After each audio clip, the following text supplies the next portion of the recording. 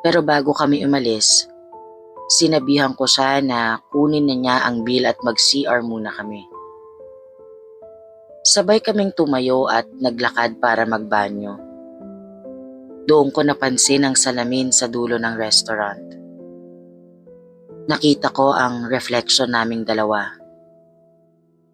Pero ako lang ang gumagalaw at ako lang ang nakatayo. Si Mila, nandun pa rin siya sa mesa namin, nakaupo na parang may hinihintay. Napahinto ako sa paglalakad. Dahan-dahan akong lumingon sa mesa namin kanina. Alam mo yung pakiramdam na biglang kumulo ang tiyan mo at biglang uminit? Ganun po ang pakiramdam ko habang nililingon ko si Mila. Nang bigla siyang tumayo, tumakbo ng napakabilis at dinamba ako sa sahig. Nawalan po ako ng malay noon, Miss 11. Nagising ako sa loob na ng kwarto ko sa bahay namin. Wala akong maalala kung paano ako nakauwi o kung ano ang nangyari kay Mila. Ang huli ko na lang naaalala ay ang mukha niya na palapit sa akin habang abot tenga ang ngiti niya na parang punit na ang kanyang bibig. Agad ko siyang tinawagan.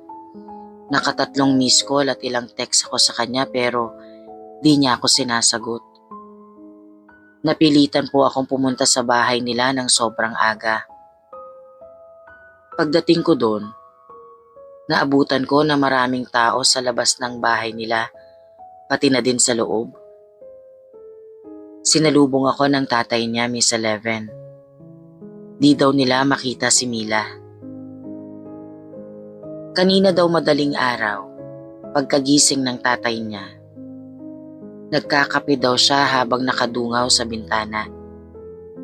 Napansin daw niya na naglalakad si Mila palabas ng gate. Tinawag daw ni Tito pero hindi man lang lumingon o kaya man lang sumagot. Hanggang nung nakalabas na siya ng gate, doon na lang sinundan ni Tito. Nung nasa labas na din ng gate si Tito, hindi na daw niya makita si Mila, na parang nawala na lang daw ito na parang bula.